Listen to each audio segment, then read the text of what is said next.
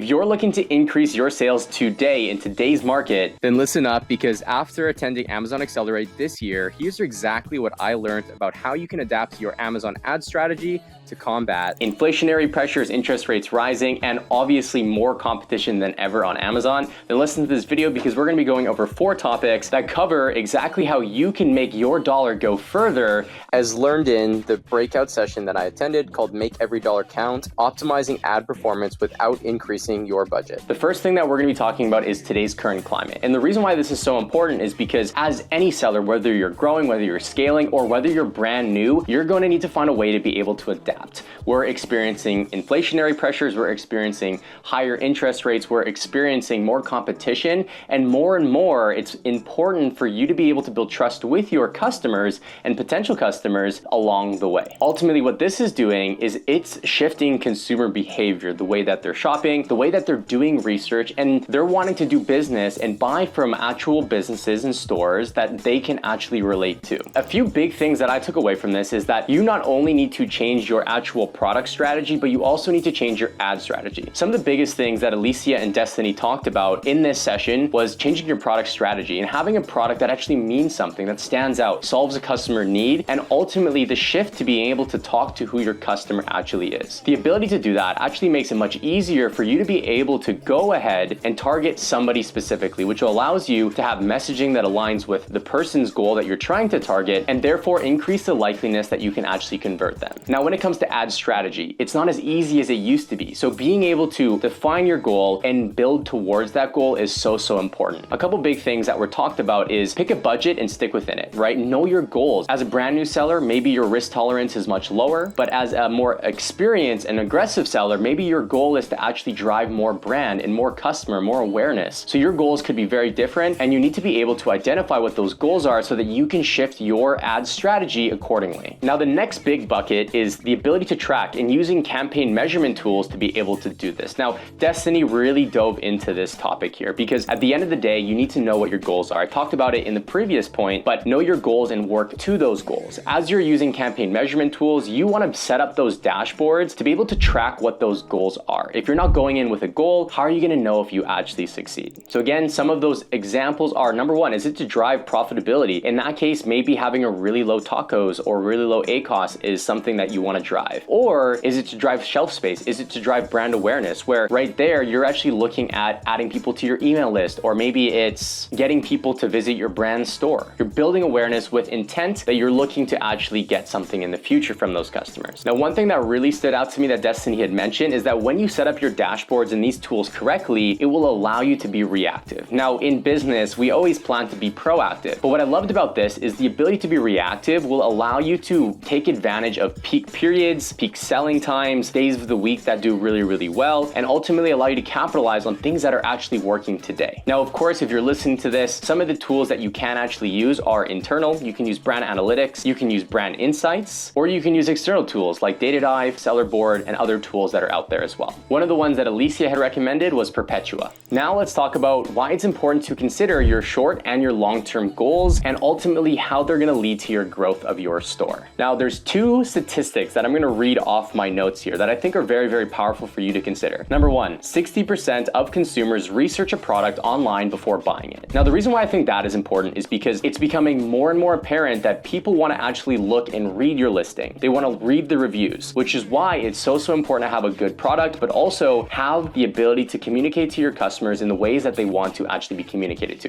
Destiny talked about putting yourself in the shoes of your customer. And the reason why you should do that is because when somebody comes to your listing to buy your product, you want to ask, what are the questions that I would have? And that way you can solve for that and embed videos, photos, as well as using your bullet points, your title, and your descriptions or A+ content to be able to clearly communicate what those things are actually going to be. And the next stat is 77% of consumers are evaluating the need to shop more effectively. Now, the reason why I think this is huge is because it tells us that people want to be able to use the convenience that Amazon actually brings. And it being a platform that does exactly that with Prime shipping, it allows us as Amazon sellers to capitalize on that. But to be able to do it effectively, you want to be able to be as effective as possible on your listing and communicating the value of your product compared to your competitors. It is no question that in today's market, you need to be able to bring something of value to your consumers and your potential customers. Otherwise, they're going to go and shop and do more research research to find the next best option. A couple big points that were talked about this is that you want to be able to understand your own goals. There's really no size fits all. The next one is customer journey is not linear, right? Depending on where you're at with launching that product, you might be focusing on very, very different things, right? At the beginning, it might be acquiring customers, but as you grow and add more products to your brand, it might be focusing on lifetime value of the customer and driving more awareness so that you can serve that customer over a lifetime. You know, one thing that one of my marketing mentors always told me was it's always easier to retain a customer than it is to attain a customer. And nowadays, with the markets the way that they actually are, it is more and more expensive to be able to retain customers. So find ways to communicate with them and keep them in your actual ecosystem so you can provide value for them along a period of time. One thing Alicia really dived into was the ability to look both top of funnel and bottom of funnel.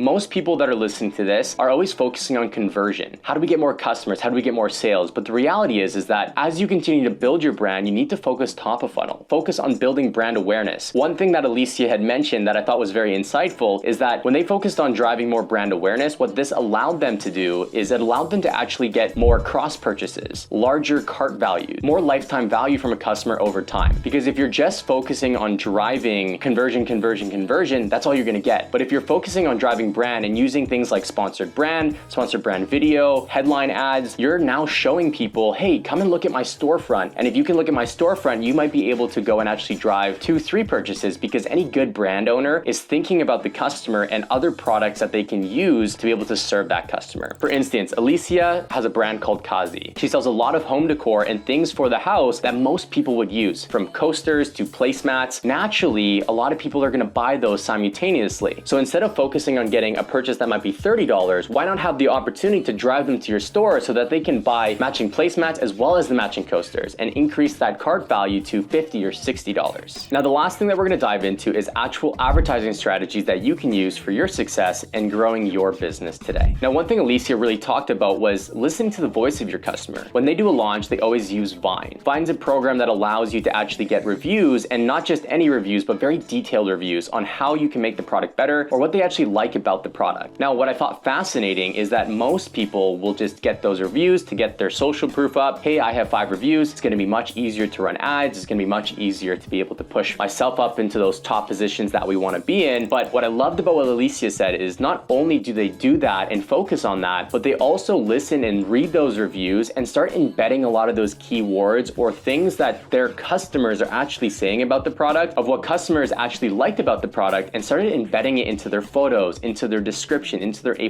content, which allowed them to solve a lot of the questions that customers might naturally have about the product. In addition to that, they also took the negative feedback and made the products better along the way. Nowadays, customers ultimately need a little bit more convincing to be able to buy your product. That's just our consumer behavior in today's current market. A couple things that are very important that were mentioned was, how do we tell our brand story? And not only is that having really good images, having really good products, but people want to know from the packaging experience to the brand stories that is in your A+ content or on your store. They want to know what they're buying into. This is how you get a customer for life. The better you do this, the better you can serve them over a lifetime. Now, there's one big trend that I heard from Alicia as well as Destiny over and over again across all of these different topics, and that was the ability to continuously test. Now, from testing your images to testing ad strategies, find what works for your business. If something is not working today, shut it off. Test it in the future. If something is working right now, lean in on that and continue to push what is actually working. Nowadays, it's important to be able to look at things that are working and not working more regularly, because if you don't cut the things that are not working, it's going to do bad things for your numbers. And if you don't find the things that are working, you're missing out on opportunity to get additional sales, additional reach, and ultimately it will impact the success of your business. All right. Overall, this session was incredibly insightful, and I hope what you learned in my video today is something that you can use in your business so that you can adapt to today's current climate. If you want to learn more ad strategies on how you can actually adapt to today's current market, then follow us for more.